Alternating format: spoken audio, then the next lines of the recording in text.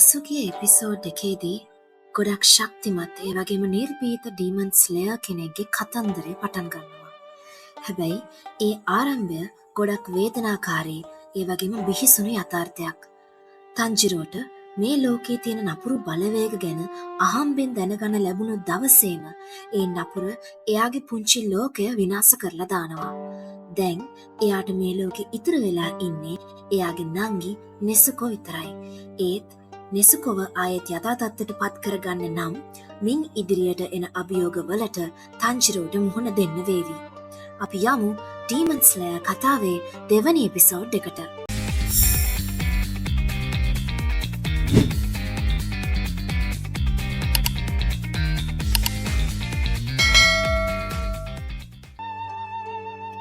සීත හිම කන්දෙන් පහලට බැහැලා ආපු තන්ජිරෝ පහළ ගම්මානයක ගොවියෙක් හම්බෙන්න යනවා. එයා මේ ගොවියගෙන් පරණ කූඩයක් ඒ වගේම උණ බට කීපයක් ඉල්ල ගන්නවා. ගොවියා ළඟ තිබුණ කූඩේ කැඩිලා තිබුණත් එයා යාගේ අතේ තිබුණ කාසි ටික ගෙවලා තමයි ආයෙමත් මේ කූඩේ අරගෙන එන්නේ. ගුහාවක් ගාවට ආපු තන්ජිරෝ ඇතුළට එබෙනවා. මේ වෙලාවේ නෙසුකෝ මේ ගුහාවේ ඇතුළටම ගිහින් පොළවත් හාරගෙන හැංගිලා ඉන්නවා. ගොඩක් අපහසුවෙන් තමයි නෙසුකෝ ඉන්නේ. මොකද දවල් වෙලා ඉර අවුව නිසා එයාට ගොඩක් අමාරුයි. ඒ නිසා තන්ජිරෝ උණ බට පොරවෙන් කපලා අර කැඩුන කූඩේ වටේට ඔතනවා. එයා ඒ විදියට ඉර අවුව ඇතුළට එන්නේ නැති ආරක්ෂිත කූඩයක් හදලා ඒකට නෙසුකොට යන්න කියනවා. දැන් නෙසුකෝ ඩීමන් කෙනෙක් නිසා එයාට එයාගේ ඇඟ එයාට අවශ්‍ය වෙලේට පොඩි වෙලා කූඩේ ඇතුළට යනවා. නංගිවත් පිටේ දරාගෙන තන්ජිරෝ දවල් යාමේ එයාගේ ගමන ආරම්භ කරනවා. ගීයෝ කලින් කියපු විදිහට අර මාස්ටර් ඉන්නවා කියන්නේ සගිරි කියලා කන්දක් මුදුනේ. ඉතින් එයා ඒ පාරේ පහුවෙන ගැමියන්ගෙන් පාර අහගෙන සගිරි කන්ද වෙතට යනවා. හැමෝම කියන්නේ හවස් වරුව වැටිගෙන එන නිසා කන්ද උඩ දැන් යන්න එපා. ඒ පාරෙන් යන මිනිස්සු නිතර අතුරුදහන් වෙනවා කියලා. ඒ තන්ජිරෝ එයාගේ ගමන නවත්වන්නේ නැහැ. එයා කඳු යායට ඇතුළු වෙනවා. රෑ උදාවනවත් සමගම නෙසුකෝ කූඩෙන් එළියට එනවා. තන්ජිරෝයි නෙසුකෝයි කඳු පාරේ ඇවිදගෙන යනවා. මේ පාර කැලයක් මැද්දෙන් තමයි කපලා තියෙන්නේ. මේ විදිහට යන අතරේ මේ දෙන්නට පාරේ ඉදිරියෙන් තියෙන පන්සලක් පේනවා. පන්සලේ පහන් පත්තු වෙන නිසා එතනට ගිහින් රෑ ගත කරන්න තන්ජිරෝයි නෙසුකෝයි තීරණය කරනවා. එතකොටම ආයෙත් තන්ජිරෝට නහයට ගොඩක් සැර ගඳක් දැනෙනවා. කලින් දවසේ දැනුණා වගේ ලේ වලින් එන ගඳක්. කාට හරි කරදරයක් බව තේරුණ නිසා තන්ජිරෝ නෙසුකෝ එක්ක පන්සල් වත්තට දුවගෙන යනවා. ඒකේ ඇතුළට යද්දිම ඇස් අදාගන්න බැරි දෙයක් තමයි තන්ජිරෝ දකින්නේ. පන්සලේ හිටපු හැමෝම මරලා දාලා ඩීමන් කෙනෙක්, ඇත්තටම ඩීමන් කෙනෙක් ඉඳගෙන ඉන්නවා. එයා කෙනෙක්ව මරාගෙන කන ගමන් තමයි මේ දෙන්න දිහා බලන්නේ. එයා බලලා කියනවා ගොඩක් ගැඹුරු කටහඬකින් මේක මගේ ගොදුර, උඹලා කවුද කියලා එයා අහනවා. මේ ලේවිල මැද්දේ නෙසුකෝව ගල් ගැහෙනවා. මොකද මේ ලේ සුවඳට නෙසුකොට හැමදේම අමතක වෙලා එයාගේ කටින් කියලා පිරෙන්න ගන්නවා. මොකද එයා ඩීමන් කෙනෙක් නිසා එයාට තාම ඇඟට කෑමක් ලැබිලා නැහැ. ඉතින් එයාට ඒ වෙලාවේ එයාවම පාලනය කරගන්න අමාරු වෙනවා. ඩීමන් කියනවා මෙතන මොකක් හරි අමුත්තක් තියෙනවා. උඹලා දෙන්නම මිනිස්සුද කියලා ඩීමන් අහනවා. තප්පර කීපයක් යනකම් හැමදේම නිශ්ශබ්දයි. ඊළඟ මොහොතේ මේ ඩීමන් තන්ජිරෝවත් එළියට විසි කරගෙන එයාට පහර දෙනවා. ඉක්මනින් පොරව ඇදලා ගන්න තන්ජිරෝ ඩීමන්ගේ උගුරටම පහරක් එල්ල කරනවා. හැබැයි ඩීමන් hina වෙනවා. එයාගේ තුවාලේ තන්ජිරෝගේ ඇස් ඉදිරිපිටම ආයෙත් සුව වෙනවා. ඒ කියන්නේ පොරවකින් ගහලා ඩීමන් කෙනෙක් මරන්න බෑ. මෙච්චර දෙයක් වෙද්දිත් නෙසුකොට තාමත් PLCයට එන්න බැරි වෙනවා. එයාගේ ඇඟ ඇතුලේ හිර කරන් ඉන්න ඩීමන් එළියට එන්නයි හදන්නේ. එයාට ඒ ලේ විලෙන් ඇස් දෙක අහකට ගන්න විදිහක් නැහැ. ඩීමන් හිටගෙන හිටපු තැනින් නොපෙනී ගිහින් තන්ජිරෝගේ ඇඟ උඩට කඩා පනිනවා. දැන් තන්ජිරෝගේ උගුරු දණ්ඩ කඩලා දාන්නයි හදන්නේ. තන්ජිරෝ කෑ ගහනවා. එයාගේ කටහඬේ සද්දෙට නෙසුකෝ ආයෙත් සාමාන්‍ය තත්ත්වයට පත් වෙනවා. එතනට නෙසුකෝ දුවගෙන ඇවිත් එයාගේ කකුලෙන් පාරක් ගහනවා. ඒ පාරට ඩීමන්ගේ ඔළුව කඳෙන් වෙන් වෙලා ගිහිල්ලා ගහක වදිනවා. හිස කඳෙන් වෙන් වුණත් ඩීමන් කෙනෙක් මැරෙන්නේ නැහැ. ඒ නිසා උගේ ඇඟ ආයෙත් තන්ජිරෝට පහර දෙන්න හදනවා. නෙසුකෝ දෙවනි පාරටත් මේ කඳට හයියෙන් කකුල් පාරක් ගහනවා. ඩීමන් කතා කරනවා. බලගෙන් එක්කෙනෙක් අපේ ජාතිය නේද කියලා අහනවා. ඔළුවක් කතා කරනවා දැක්කම තන්ජිරෝ හොඳටම බය වෙනවා. එතකොට අර කඳ ආයෙත් දුවගෙන එනවා.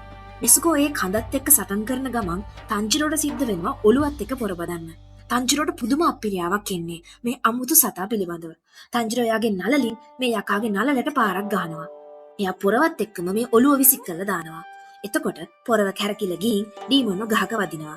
ඒත් ඒ ඩීමන්ගේ කොණ්ඩේ පොරවේ පැටලිලා එයාවේ ගහට හිර වෙනවා. ඒ නිසා දැන් ඒ ඔළුවට හෙල්ලෙන්න බෑ. මේක දකින තන්ජිරෝ ඉක්මනට දුවනවා නෙසුකු පස්සෙන්. මොකද ඒ සතාගේ කඳ නෙසුකු පස්සෙන් කැලයට එලවන් ගිහින් තියෙන හින්දා.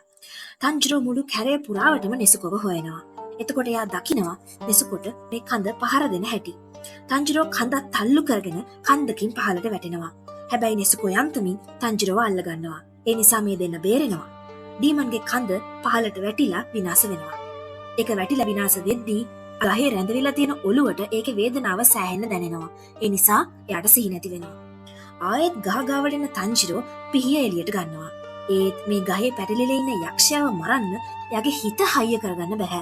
මොකද තන්ජිරෝ ගොඩක් හිත හොඳ යහපත් කෙනෙක් නිසා. මේ විදියට සෑහෙන වෙලාවක් එතන හිටගෙන ඉන්නකොට කවුරු හරි කෙනෙක් ඇවිත් තන්ජිරෝගේ පිටින් තට්ටු කරනවා. වෙස් මූණක් දාගෙන ඉන්න වැඩිමහල් කෙනෙක් තමයි මෙතනට ඇවිල්ලා ඉන්නේ.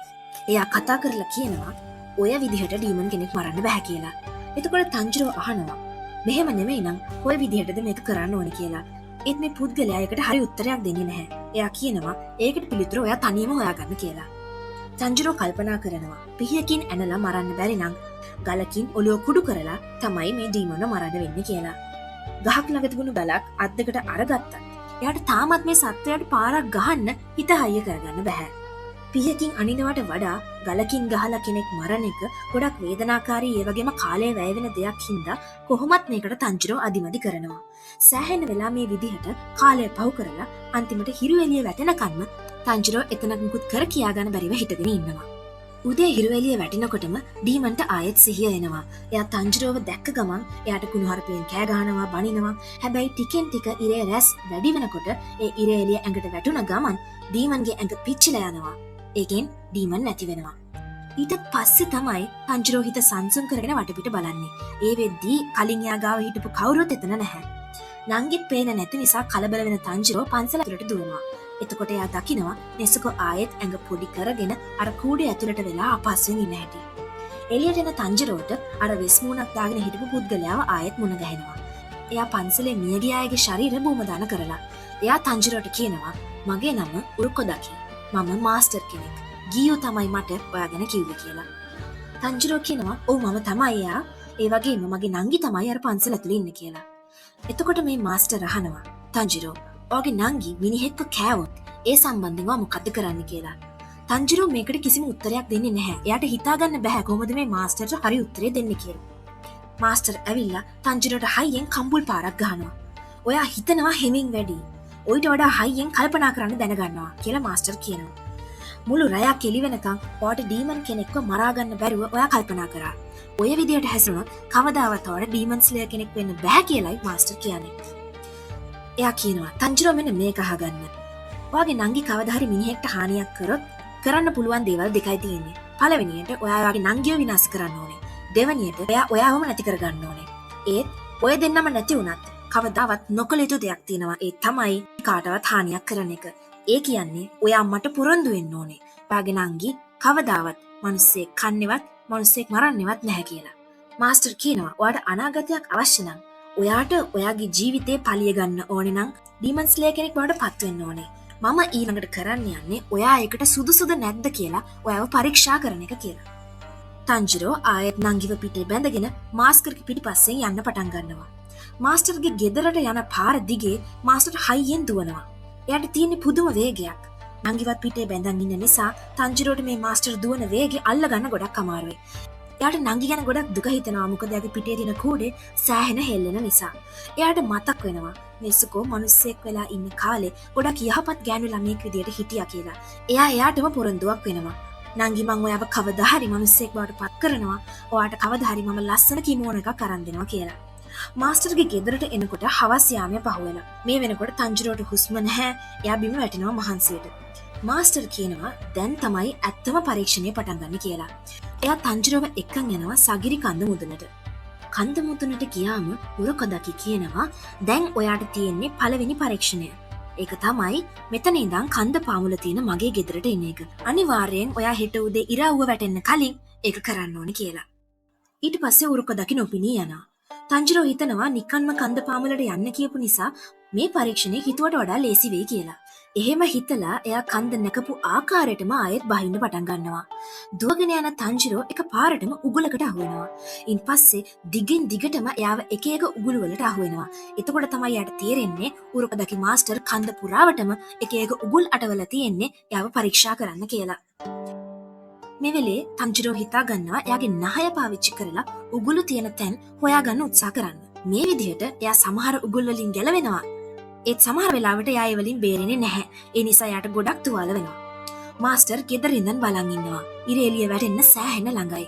එයා ඇත්තටම හිතින් වද වෙනවා තන්ජිරෝ ආයි එයිද නැද්ද කියලා. අවසාන මොහොතේ තන්ජිරෝ දොර අරිනවා. එයා දූවිල්ලෙන් ඒ වගේම තුවාල වලින් හැවිලා. ඒත් එයාගේ ඇස් දෙක දිලිසෙනවා. ඒ ලොකු අදිෂ්ඨානකින්. එයා කෙන්දිරි ගාලා කියනවා මං ආයෙත් ආවා මාස්ටර් කියලා. එතකොටම එයා සිහි නැති වෙලා වැටෙනවා. අවසානයේදී උරුකදකි මාස්ටර්ට ගීයෝ ලියපු ලියුම අපිට ඇහෙනවා. මාස්ටර්, මට ළමයි දෙන්නෙක් හම්බුණා. මේ ළමයි දෙන්නගෙන් පිරිමි ළමයා අතේ ආයුධයක්වත් නැතිව මා එක සටන් කරා. එයාගේ මුළු පවුලම ඩීමන් කෙනෙක් නිසා නැති වෙලා. එකම නංගි ඩීමන් කෙනෙක් බවට පත් වෙලා. මේ ළමයි දෙන්න තුලින් මම මීට පෙර නොදැක්ක විශේෂයක් දැක්කා. මට හිතෙනවා මේ පිරිමි ළමයා කවදා හරි ලොකු වෙනසක් කරයි කියලා. මම විශ්වාස කරනවා ඔයා එයාව හොඳින් පුහුණු කරයි කියලයි ඒ ලියුමේ තියෙන්නේ. උරුකදකි මාස්ටර් ඊළඟට තන්ජිරෝට මොන වගේ පරීක්ෂණයක් දෙයිද? අපි තන්ජිරෝගේ පුහුණුවීම ගැන බලමු ඩීමන් ස්ලේයර් කතාවේ ඊළඟ එපිසෝඩ් එකෙන්.